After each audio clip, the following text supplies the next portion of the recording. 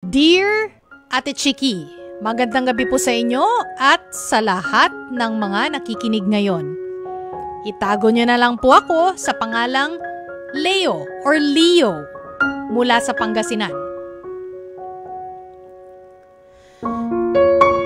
Sana po, Ate Chiki, sa pagsulat kong ito, hindi ako agad na mahusgahan ng mga makakarinig ng kwento ko.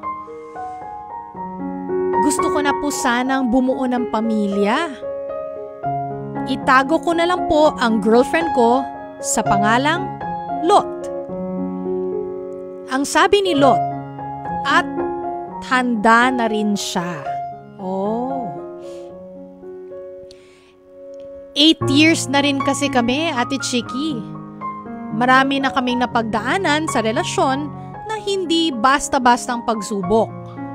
Hanggang ngayon, pinipili namin ang isa't isa.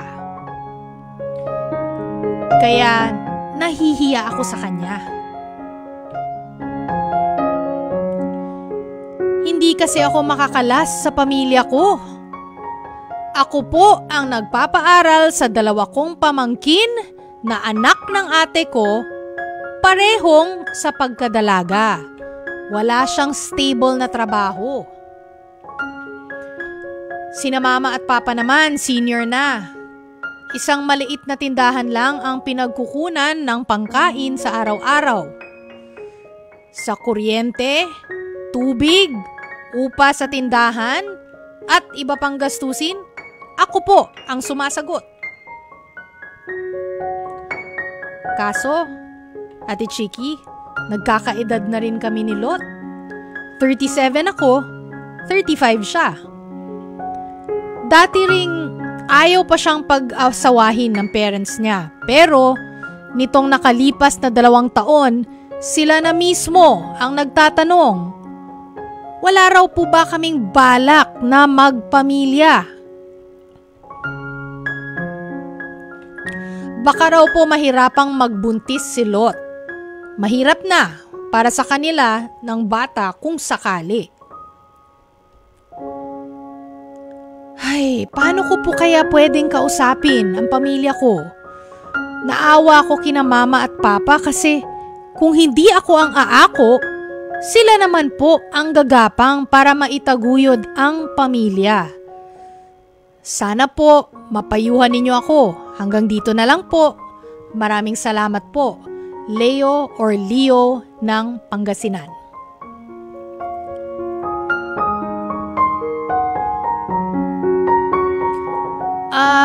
Leo, common yung yung sitwasyon mo, 'di ba? Kasi ganoon naman talaga tayong mga Pilipino bayanihan, 'di ba? Tulungan, 'di ba? Lalo na sa pamilya, ganoon. Example lang ito yung mga mahihirap nating mga kapatid, no? Na-experience ko kasi ito nung college ako, nag-immersion kami sa may program na ganoon sa aming nakalimutan ko yung subject namin, pero pupunta ka sa either sa urban poor o sa rural poor. Kung hindi ako nagkakamali, sa urban poor kami na-assign, no? So, nakasalamuhan namin yung talagang mga mahihirap, no? Tinanong ko sila kung bakit hindi sila nagfa-family planning, 'di ba? Kasi mahirap magpakain, 'di ba? Ng mga bata, mahirap magpaaral, mahirap mag-alaga ng marami kasi magastos, 'di ba? Ang sagot nila sa akin, dahil balang araw daw, itong mga anak daw nila ay mag-aalaga sa kanila. Yun ang sagot ng ating mga mahihirap na kapatid sa akin nung nasa college pa ako, kung bakit sila anak ng anak. So, in-expect nila, inaasahan nila na yung mga anak nila mag-aalaga sa kanila. So, mas maraming mga anak, mas marami mag-aalaga sa kanila. Again, example lang ito. Dahil gusto ko lang i-drive yung point na ganun yung mentality, no? Tsaka meron tayong bayanihan din, 'di ba, na tinatawag.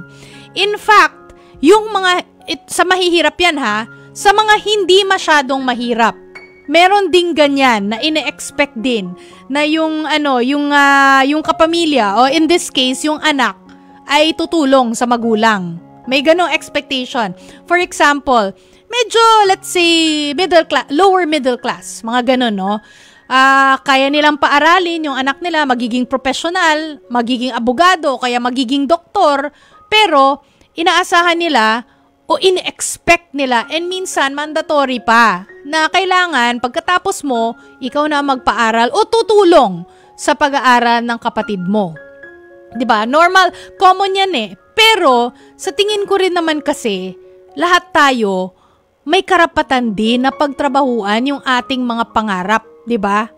Right natin yun eh, buhay natin yun eh, 'di ba? Para makamit yung ating mga pangarap o pinapangarap. Dapat ay hindi yan, para sa akin lang, dapat ay hindi yan nabibring down na mga responsibilidad na hindi naman talaga dapat sa atin, 'di ba? O in this case, hindi talaga dapat sa'yo. Kasi una, sabi mo, yung mga kapatid mo, yung ate mo pala, ay nagkaanak, 'di ba? May anak siya, may mga anak siya sa pagkadalaga pa niya, 'di ba? Well, unang-una, hindi mo naman ginusto yun eh, na magkaanak siya, 'di ba? Nung siya ay dalaga pa, hindi mo choice yun. Pero, choice mo kung tulungan mo siya or hindi. Tinulungan mo nga siya, maganda rin naman. Tinulungan mo siya, 'di ba? Kung pwede ka naman tumulong, di tumulong ka at yun yung ginawa mo, 'di ba? Pero hindi mo choice, yun, tandaan mo. Yung actions niya o yung consequences ng actions niya, 'di ba? Pangalawa, hindi mo choice at wala kang magagawa kung ano siya, hindi siya, ano ba yun? Ano yung sa trabaho niya? Limilipat, o nagka-quit ba siya ng trabaho niya? O palipat-lipat? Basta hindi siya makapag-stay. O palipat-lipat siya, yon. Palipat-lipat, nagre-resign siya, hindi mo rin kasalanan yon. At hindi rin siya matatanggap o hindi natatanggap dun sa mga ina-applyan niya. 'Di ba? So, hindi mo kasalanan yon na hindi siya natatanggap at palipat-lipat siya, papalit-palit siya ng desisyon. 'Di ba? Hindi siya makapag-stay sa isang trabaho. Dun naman, sa magulang mo, sa mga magulang mo pala, sa tingin ko, wala na rin silang maisusumbat sa'yo. Dahil sabi mo nga dito, sa kuryente, tubig, upa sa tindahan, at iba pang gastusin. Sabi mo, ako po ang sumasagot. So, parang wala na rin silang maisusumbat sa'yo eh. Naging mabuting anak ka eh, di ba? Tingin mo. Di ba? Tingin nyo, mga kapatid. Naging mabuting anak siya, di ba? O, hindi naman din, lahat ng ginagawa mo, so far, ilang years na kayo ni Lot? Sabi mo, 8 years, di ba? O, so far, ang mga ginawa mo, kahit may girlfriend ka, na sa sarili mo yon, syempre, di ba? Pero everything na ginagawa mo para sa ibang tao. Ibang tao ang inaalala mo. Bago sarili mo. Kaya ka nga, wala pang pamilya. Kaya 8 years kayo. Hindi pa kayo nagpamilya, di ba? Kaya nga, 2 years ago, tinanong na si Lot nung parents, o tinanong kayo ng parents ni Lot eh. Wala ba kayong balak magpamilya? Kasi sobrang tagal na eh. Kasi lahat ng ginagawa mo para sa ibang tao. Hindi naman fair yun sa'yo kung hindi mo pagtuunan ng pansin ang sarili mo na maging masaya ang buhay mo. Meron ka ring buhay, di ba? May karapatan ka rin sa buhay mo. Baka pwedeng ikaw naman, no? Baka pwedeng ikaw naman, ipaglaban mo yan. Kung ako sa'yo, ipaglaban mo yan. Tama naman, sabi mo, nagkakaedad na rin kami ni Lot. 37 ako, 35 siya. Tama yan. Naisip mo yan. Tama naman, nagkakaedad ka na. At kayong dalawa pala. So, sa tingin ko, ito ang tamang panahon. Kasi parehas na rin kayo nag-decide na ready na kami. Napagkasunduan nyo na, 'di ba? Ready na kayong dalawa na magpamilya kayo. Alam ko na awa ka sa mama at papa mo. Understandable naman kasi syempre, bilang anak, syempre mag-worry tayo, 'di ba? Dun sa mama at papa natin. Kasi, sa'yo, sabi mo, kung hindi ako aako, sila naman po ang gagapang para maitaguyod ang pamilya. Alam mo, natural lang. Parang instinct yan na magulang na isave yung mga anak. O, expected talaga yan. Sobrang expected yan. Pero, ang dapat ata na magising ay ang ate mo. 'Di ba? Kasi, dapat kumayod siya para sa kanyang mga anak. Kanya yun eh, kanyang responsibilidad yun. Huwag batugan, huwag masyadong mapili, 'di ba? Baka naman konting challenge lang sa trabaho, ayoko na, resign na ako. Alam mo yung uma-attitude? Baka ganun naman, 'di ba? Baka maarte lang talaga siya at yung pagiging mapili ay wala naman sa lugar, 'di ba? Kasi para sa akin lang to ha, limitado ang oras at espasyo natin para sa pag-iinarte kapag tayo ay may mga anak na. 'Di ba? Para sa akin, ako uunahin ko yung mga anak ko ha, 'di ba? Aarte pa ba ako? Oo. 'Di ba? We have limited space and time para sa pag-iinarte kapag tayo po ay may mga anak. 'Di ba? Hindi pwedeng, ay basta ayoko na. Tas wala ka ng trabaho, tas iaasa ko sa kapatid ko. Hindi pwedeng ganun, 'di ba? Ngayon, ang tanong mo ay paano ko po kaya pwedeng kausapin ang pamilya ko? Kasi dapat kausapin mo talaga, 'di ba? O eto, piliin mo ang tamang panahon. Dapat kalmado. Dapat kalmado silang lahat. Dapat mas open sila, hindi sila stress, 'di ba?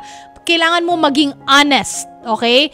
Kailangan i-explain mo yung sitwasyon mo sa kanila, pero with empathy, 'di ba? With empathy. So ibig sabihin, siguro sabihin mo, alam nyo, na pag-isipan ko, kailangan ko na talagang pag-isipan yung future ko. Gusto ko nang magkapamilya. Gusto ko mag-focus doon. So siguro hindi na ako makapag-contribute ng ganun kalaki dun sa ating mga household expenses. Oo. Okay. So Leo, again, look for the right time. Dapat sigurado kang kalmado sila, open sila dun sa sasabihin mo, and hindi sila stressed. Tapos dapat isabihin mo sa kanila yung totoo na gusto mo nang pag-isipan yung sarili mo, yung gusto mo nang pagtuunan ng pansin yung sarili mo, gusto mo nang magkaroon ng pamilya kaya hindi ka na makapag-contribute ng ganun kalaki dun sa household expenses. Sabihin mo, gusto mong bumuo ng magandang pundasyon para sa inyong future family. Kaya baka pwede namang hindi ka na mag-contribute ng ganun kalaki, if ever man, no? Kasi, tapos, gumawa ka siguro ng plan ninyo, parang pang-transition, di ba? Kasi babawasan mo na yung, yung bibigay mo sa kanila, hanggat sa, baka hindi ka na magbigay sa kanila. So, baka pwede yung pag-usapan yung transition plan na yon, di ba? Para mawala na yung responsibilidad mo financially sa kanila. Di ba? Kasi hindi man pwedeng ikaw na lang lahat. May sarili ka ring buhay. At ginawa mo na ang parte mo. 'Di ba? Natagal pa. And of course, maging prepared ka sa kung ano yung magiging reaction nila. Kasi syempre siguro sila, bakit ganyan? Ganyan. Siguro pwedeng pwedeng mag-violent reaction eh. Pakinggan mo lang sila. Kailangan nila ilabas yan eh kasi may pagbabago eh. May malaking pagbabago na mangyayari sa mga buhay nila, 'di ba? And yun, mag-compromise kayo. Mag-compromise kayo at gumawa kayo ng plano kung paano yung transition period na ikaw magbibigay ng less through time hanggat sa dapat hindi ka na magbibigay, 'di ba? Kasi may sarili ka ng buhay. Matagal ka nang may sariling buhay pero ngayon mo lang talaga i-actualize 'yan. 'Di ba? O yan, Leo ng Pangasinan. Yan ang ko sa'yo, ang advice ko sa'yo.